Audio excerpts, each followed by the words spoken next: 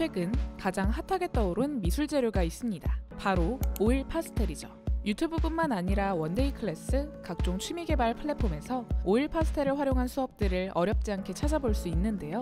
특유의 촉촉한 질감과 부드러운 선은 오일 파스텔만의 특징입니다. 크레파스를 연상케 하는 느낌 덕분에 많은 미술 입문자들에게 사랑받고 있죠. 또 오일 파스텔은 다른 재료와 섞어 쓰기도 편해 화가들도 자주 사용하곤 하는데요. 오일 파스텔이 이토록 사랑받게 된 건 하루아침에 만들어진 결과가 아니었습니다. 오랜 시간 동안 그 장점을 살릴 수 있도록 뒤에서 많은 노력과 개발이 있었죠. 오늘날 가장 대중적인 미술 재료로 떠오르고 있는 오일 파스텔. 오일 파스텔엔 어떤 이야기가 담겨 있을까요? 오일 파스텔은 파스텔의 한 종류입니다. 파스텔은 그 형태와 용도에 따라 다양한 종류를 가지고 있는데요. 그 원형이 되는 가장 기본적인 형태인 파스텔은 손가락 크기의 막대 모습을 하고 있습니다. 마치 분필 같은 모습이기도 한데요. 오일 파스텔과 달리 기름이나 물, 고무 등 액체 재료가 거의 들어가지 않아 매우 건조한 특성을 가지고 있죠. 이 파스텔의 시작은 르네상스 시기로 거슬러 올라갑니다. 당시 활동하던 다빈치나 미켈란젤로 같은 르네상스의 거장들은 스케치를 할 때 주로 석탄 같은 건조한 재료를 활용했습니다. 이 석탄은 대부분 자연에서 구하기 쉬운 천연 재료였는데요. 당시 그림이 주로 그려지던 건 나무나 돌로 된 벽이었습니다. 나무 지지체를 활용한 판넬화, 석회벽에 그림을 그리는 템페러화 등이 대표적이죠. 이 위에 그림을 그려내기엔 석탄 같은 건조한 재료가 적합했는데요. 때문에 르네상스의 화가들은 이 재료를 적극 활용했습니다. 그리고 이 흐름은 이후 16세기까지 이어집니다. 당시 이탈리아 북부 쪽의 화가들은 스케치에 최적화된 재료를 찾고 있었는데요. 기존에 사용되던 석탄은 쉽게 깨졌기 때문에 더 단단하고 견고한 재료를 만들고자 했습니다. 그리고 이들은 가루로 된 안료에 고무를 섞어 반죽해 단단한 바 형태를 만들어냈죠. 반죽하는 과정에서 파스텔의 이름이 탄생합니다. 반죽을 뜻하는 단어 페이스트가 파스텔의 원형이 된 것이죠. 당시 파스텔은 물이나 기름 같은 액체를 거의 사용하지 않아 매우 건조한 질감을 가지고 있었는데요. 건조하면서도 단단하고 또 날카로운 표현이 가능한 파스텔은 얇고 거친 선을 그려내기 적합했습니다. 때문에 초기 파스텔은 르네상스 시기 다빈치나 미켈란젤로가 활용했던 것처럼 스케치 단계에서 주로 사용되었죠. 또 파스텔에는 특별한 점도 있었습니다.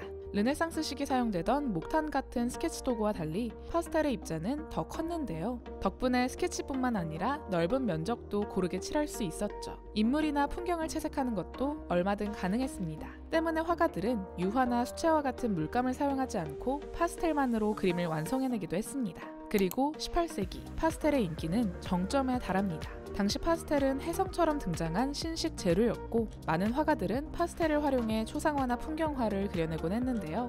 빠르게 인기를 얻은 만큼 그 열기는 빠르게 식었습니다.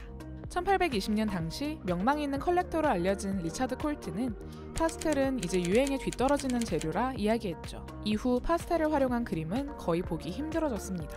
하지만 유행이 돌고 돌듯 화가들은 다시 파스텔을 사용하기 시작합니다.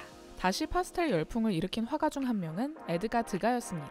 그는 수많은 발레리나 그림을 그린 걸로도 잘 알려진 화가인데요. 드가의 그림을 보면 무대 위와 아래에서 춤추고 있는 발레리나를 쉽게 볼 수 있습니다.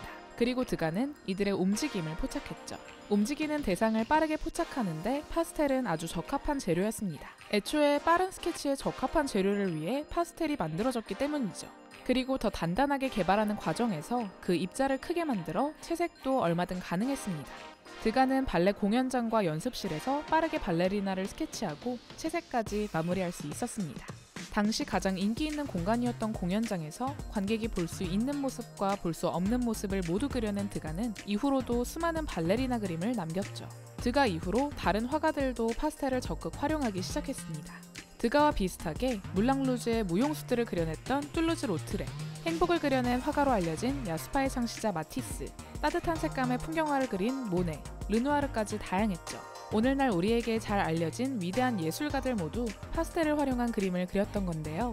파스텔은 유화와 달리 기름을 섞어 쓰지 않고 오직 파스텔 하나만으로 그림을 완성할 수 있었습니다. 덕분에 색깔이 탁해질 염려 없이 맑은 표현이 가능했고 붓이나 팔레트 등 다른 재료도 필요 없어 화가들이 언제 어디서든 그림을 그릴 수 있었죠.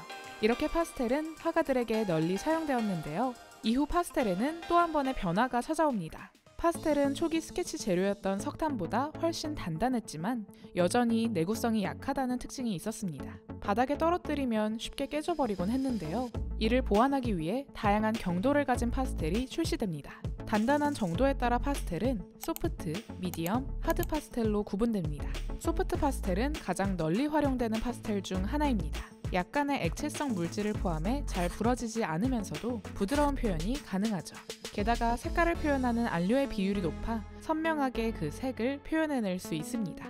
반면 하드 파스텔은 매우 단단하고 날카로운 선을 그려냅니다. 마치 색연필처럼 사용할 수 있는데요. 소프트 파스텔과 달리 안료의 비중이 적어 선명도는 떨어지는 특성을 가집니다. 파스텔이 다양한 경도를 가지게 되면서 예술가들이 그림에 파스텔을 활용할 수 있는 방법도 다양해졌습니다. 파스텔을 칼로 갈아 분말 형태로 만들어 문질러서 표현하는 기법이 생겨나기도 하고 파스텔 위에 수채화나 유화물감을 덧칠해 다양한 질감을 표현해내기도 했죠. 또 파스텔만을 활용한 그림도 계속 만들어졌습니다. 파스텔화는 기존의 유화나 수채화와 비교해 작품을 보존하기 용이했습니다. 유화는 보관 상태에 따라 표면에 물감이 갈라져 균열이 생기기도 하고 황변 현상이 일어나 그림의 색감이 달라지는 일이 생깁니다. 수채화 역시 햇빛이 닿으면 변색될 수 있어 관리에 주의를 요하죠. 하지만 파스텔화는 유화나 수채화에 비해 영구적으로 형태를 유지하는 특성이 있습니다. 건식 재료인 덕분에 색깔이 변하거나 균열이 생기지 않고 처음의 형태를 잘 유지할 수 있죠. 한편 파스텔엔 단점도 있었습니다. 파스텔은 건식 재료이기 때문에 가루 날림이 매우 많았는데요. 이는 화가들의 기관지 건강을 위협했습니다. 게다가 건식 재료 특성상 유화 물감처럼 두껍게 질감을 표현해내거나 수채화 물감처럼 맑고 투명한 느낌을 주는 다채로운 표현이 어려웠죠. 그리고 이런 파스텔의 장점은 살리고 단점은 상쇄한 것이 바로 오일 파스텔입니다. 오일 파스텔은 기존의 파스텔에 왁스나 기름을 혼합해 더 부드러운 질감을 가진 것이 특징입니다. 마치 버터와 같은 질감을 가지고 있는데요. 기존 파스텔보다 입자가 더 굵어 유화처럼 두터운 표현도 가능합니다. 어두운 색깔 위에 밝은 색을 얻는 것도 가능하죠. 기존의 물감만이 표현할 수 있던 특성을 가능하게 만든 건데요. 오일 파스텔의 시작은 일본이었습니다. 1차 세계대전이 끝날 무렵 일본의 야마모토 카나에는 일본 교육 시스템의 전면 개편을 제안합니다. 학생을 일방향적으로 가르치는 교육이 아닌 학생이 자유롭게 표현하며 배우는 새로운 교육 시스템을 만들고자 한 것이죠. 그리고 그 일환으로 미술 수업을 늘리고자 했는데요. 이를 위해 그는 어린 학생들이 쉽게 쓸 수 있을 미술 재료를 개발합니다. 기존 파스텔에 왁스와 기름을 더한 오일 파스텔이었죠.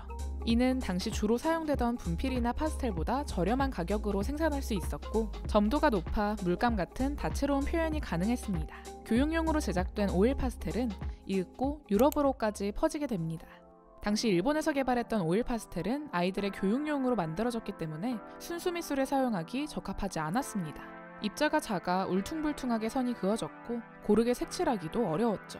유럽에서는 이 단점을 상쇄하기 위해 오일 파스텔의 재료가 되는 왁스와 안료의 품질을 끌어올립니다. 그리고 더 부드러우면서도 선명한 선을 가진 오일 파스텔을 개발해냈죠. 그리고 1949년 숙련된 예술가를 위한 최초의 오일 파스텔이 생산됩니다. 이 오일 파스텔은 피카소도 즐겨 사용했던 걸로 알려져 있는데요. 회화와 소묘의 성격을 모두 아우르는 오일 파스텔은 다채로운 기법을 만드는데도 용이했습니다. 오일 파스텔을 활용해 그린 그림에 테레핀을 묻혀 온지르면 그림이 용해됩니다.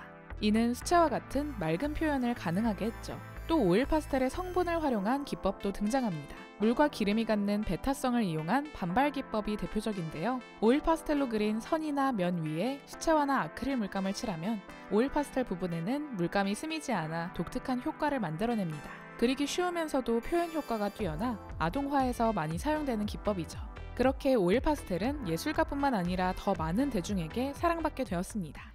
누구나 쉽게 사용할 수 있는 범용성, 그림 그리는데 추가적인 재료가 필요하지 않다는 점은 오일 파스텔을 오늘날 미술 입문 재료로 자리매김하게 했습니다. 르네상스 시기 밑그림을 그리기 위한 석탄에서 더 단단한 형태로 진화한 파스텔. 이후 파스텔은 화가들에게 널리 사랑받으며 다양한 경도와 색감을 가진 재료로 자리매김했습니다. 그리고 계속해서 단점을 상쇄하는 시도 속 오일 파스텔이 등장했죠. 오일 파스텔의 등장은 예술가와 대중 모두에게 혁신이었습니다. 예술가는 기존의 단점이 사라진 미술 재료를 사용할 수 있게 되었고 대중은 더 쉽게 미술을 시도해볼 수 있게 되었죠. 끊임없이 진화해온 재료 오일 파스텔. 오일 파스텔은 또 어떤 모습으로 변화하게 될까요?